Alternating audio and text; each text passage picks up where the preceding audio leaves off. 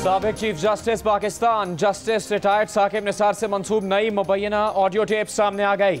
Audio tape में साकिब निसार मुबैना तौर पर कह रहे हैं कि इमरान खान की जगह बनाने के लिए नवाज शरीफ को सजा देना होगी। साकिब निसार मुबैना तौर पर तस्लीम कर रहे हैं कि मरियम नवाज को सजा देना होगी, अगरचे मरियम नवाज के खिलाफ कोई केस नहीं। साबिक चीफ जस्टिस की खुद से मंसूब ऑडियो क्लिप की तरदीद, कहा उन्होंने भी ये ऑडियो सुनी है, ये फैब्रिकेटेड ऑडियो उनसे मंसूब की गई। वो इस मामले पर कानूनी रास्ता इख्तियार करने पर गौर कर रहे हैं।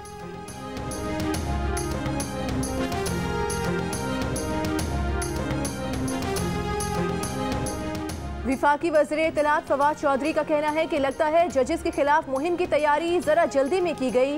इस मजमूम मुहिम के पीछे सारे किरदार सामने हैं। उम्मीद है इस मामले में अदालतें नरम रवैया इख्तियार नहीं करेंगी और इस तौहीन आमेज मुहिम को मंतकी अंजाम तक पहुंचाया जाएगा। फवाद चौधरी ने अपने बयान को दुरुस्त साबित करने के लिए एक वीडियो भी शेयर कर दी।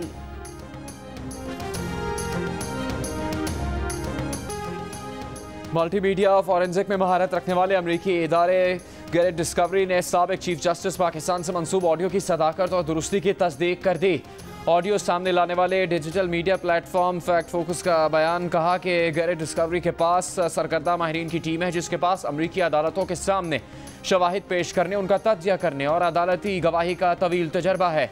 तज्जियाती फर्म ने ऑडियो का स्पेक्ट्रोग्राम मुलाहिजा किया और गवाही दी कि ऑडियो में एक लम्हे का भी रखना मौजूद नहीं। अगर स्पेक्ट्रोग्राम में कोई रखना होता तो वहाँ स्पेक्ट्रोग्राम में स्याह रंग का खला मौजूद होता।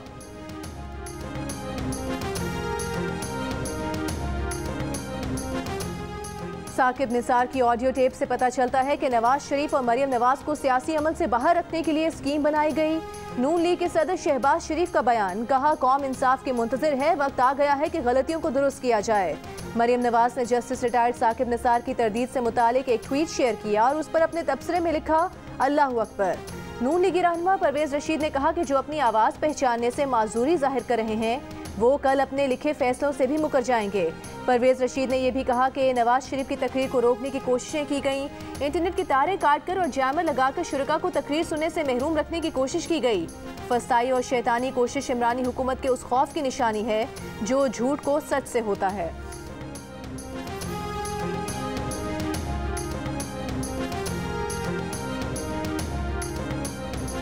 साकिब निसार की ऑडियो, राना शमीम का बयान हलफी, अरशद मलिक के बयानात सब सामने हैं। अब अदलिया और जजेस को वजाहत करनी है। ऑपोजिशन इत्तेहाद PDM की स्टीयरिंग कमेटी के इजलास में इत्तेफाक किया गया कि सामने आने वाले बयानात और ऑडियो टेप अदालत पर बड़ा सवालिया निशान है। नून लीग की क़यादत और ऑपोजिशन पर करप्शन केसेस में नाइंसाफ़ी के खदशात का पहले ही इजहार कर चुके। स्टीयरिंग कमेटी इजलास के बाद मीडिया से गुफ्तगू में PDM तर्जुमान ने कहा कि हुकूमत के खिलाफ आइंदा हिकमत अमली के तौर पर लॉन्ग मार्च, इस्तीफा और धरने की तजवीज़ तैयार कर ली। हतमी फैसला कल PDM के सरबराही इजलास में होगा।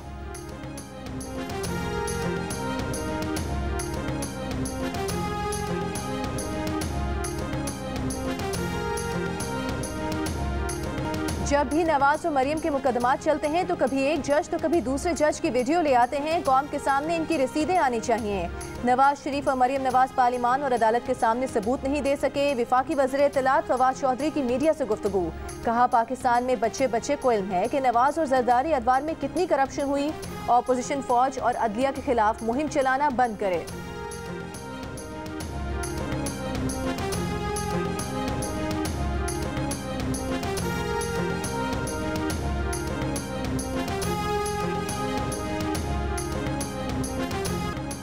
इसी सिस्टम में LNG के 16 कार्गो ला सकता हूँ। नून लीग के रहनुमा मिफ्ता इस्माइल का हुकूमत को चैलेंज, प्रेस कॉन्फ्रेंस में कहा कि इससे ज्यादा LNG के कार्गो लाए जा सकते हैं। हुकूमत को मशवरा है कि अपना काम कर लें, गैस ले आएं, बहस छोड़ें, LNG टर्मिनल और पाइपलाइन लगाएं, घरों और सनतों को गैस फराहम करें।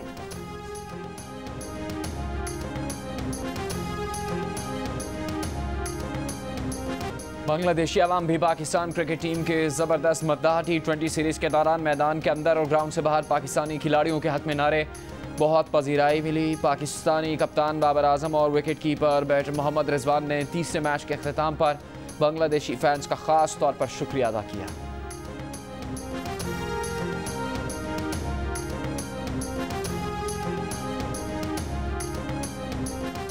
पीसीबी के साबिक चेयरमैन एहसान मानी ने 3 साल में 3,61,63,835 रुपए खर्च किए। एहसान मानी ने सबसे ज्यादा रकम रिहाइश की मद में वसूल की। पाकिस्तान क्रिकेट बोर्ड ने साबिक चेयरमैन एहसान मानी के अखराजात की तफसीलात जारी कर दी। एहसान मानी ने रिहाइश के लिए 1,23,53,000 रुपए से जायद खर्च किए। एहसान मानी के गैर मुल्की दौरों पर 1,05,75,000 और अंदरूनी मुल्क सफर पर 54,27,000 रुपए खर्च। कराची, लाहौर, पेशावर, इस्लामाबाद और कोयटा समेत मुख्तलिफ शहरों में चीनी की कीमत मामूल पर आ गई। कराची में 1 किलो चीनी की कीमत 150 रुपए को छूने के बाद 95 से 100 रुपए पर आ गई। लाहौर की होलसेल मार्केट में 95 रुपए फी किलो। ताजरों का कहना है कि जल्द ही रिटेल पर भी कीमत गिर जाएगी। कोयटा में 10 रुपए कमी के बाद चीनी की कीमत 100 रुपए फी किलो हो गई। इस्लामाबाद में भी दुकानों पर चीनी 100 रुपए फी किलो में दस्तयाब। पेशावर की रिटेल मार्केट में मुकामी चीनी 105 रुपए और दरामदी चीनी 90 रुपए फी किलो में दस्तयाब। हैदराबाद में भी 1 किलो चीनी 96 से 100 रुपए किलो में फरोख्त। सखर और गुजरावाला में भी चीनी 100 रुपए किलो हो गई। सखर के यूटिलिटी स्टोर पर चीनी नायाब। शुगर डीलर्स का कहना है कि नई चीनी मार्केट में आ गई है, अब कीमतों में इस्तेहकाम नजर आएगा।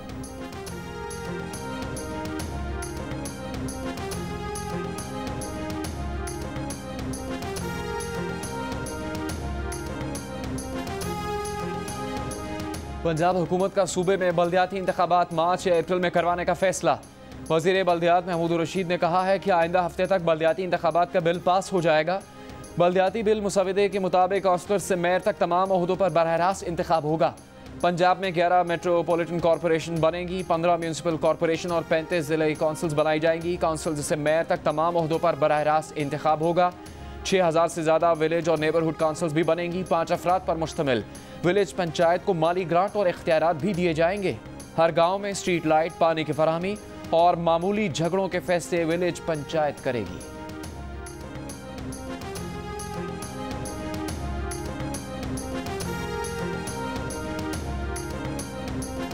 सिंध हुकूमत के रवैये से लगता है कि बल्दियाती इलेक्शन कराने में संजीदा नहीं है। सूबे में बल्दियाती इंतखाबात से मुतालिक केस में इलेक्शन कमीशन का सिंध हाई कोर्ट में मौक़िफ़।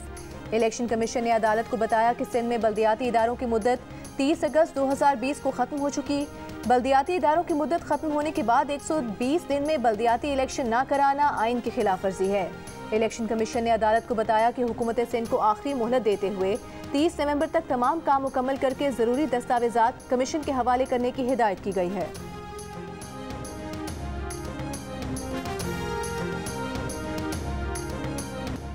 सुप्रीम कोर्ट के हुक्म पर कराची की शाहराह फैसल पर नस्ला टावर गिराने के काम का आगाज कर दिया गया। प्री डेमोलेशन में दरवाजे, खिड़कियां, आहनी जालियां गिराई जाएंगी। कराची के गुलशन इकबाल में कायम तिजोरी हाइट्स को गिराना शुरू कर दिया गया।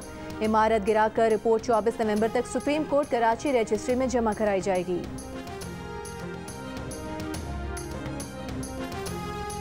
लेफ्टिनेंट जनरल फैज़ हमीद ने पेशावर कोर की कमांड संभाल ली। ISPR के मुताबिक लेफ्टिनेंट जनरल नौमार महमूद ने कमान नए कोर कमांडर पेशावर के हवाले की। कमांड तब्दीली की तकरीब कोर हेडक्वार्टर्स पेशावर में हुई।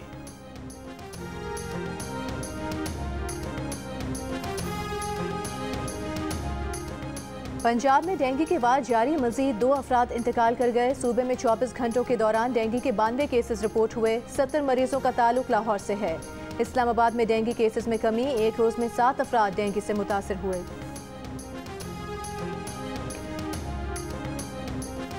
मुल्क में कोरोना केसेस में कमी, शरह 0.8% रही। गुज़श्ता रोज कोरोना से 3 अफराद इंतकाल कर गए।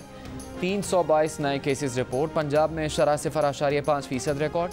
लाहौर में शरह 1.3%, कराची में 0.6% और हैदराबाद में 1.9% रिकॉर्ड की गई। अफगान तालिबान ने टीवी ड्रामों और फिल्मों में अदाकाराओं को दिखाने पर पाबंदी लगा दी। खवातीन रिपोर्टर्स को रिपोर्टिंग के दौरान हिजाब पहनने की हिदायत कर दी गई।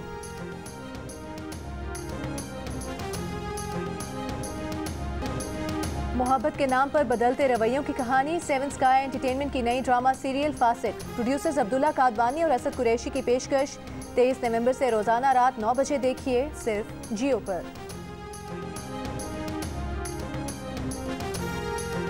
Donkey Raja, Donkey Raja, Donkey Raja, Donkey Raja. El rey burro, el rey burro, el rey burro. Terine kalamburi. Жизнь другая в джунглях стала. Сумасбродят бедные кварталы. 努力会是我们的大事。Donkey King, Donkey King, Donkey King, Donkey. Azan Naga now has a new king. Donkey Raja, ab bajega sabka baja.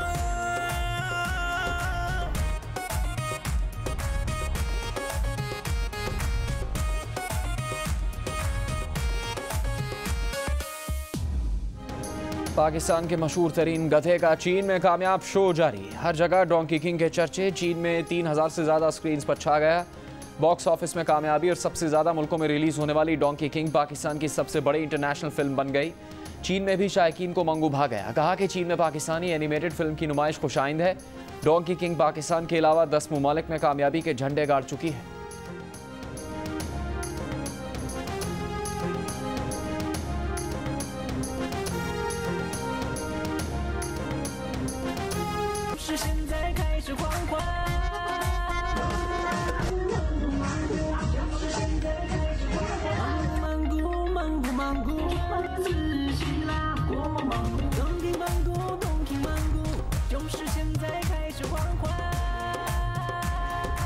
पाक चीन दोस्ती जिंदाबाद। वू the मिंगजिंग शे Mangu Mangu John Mangu नी हो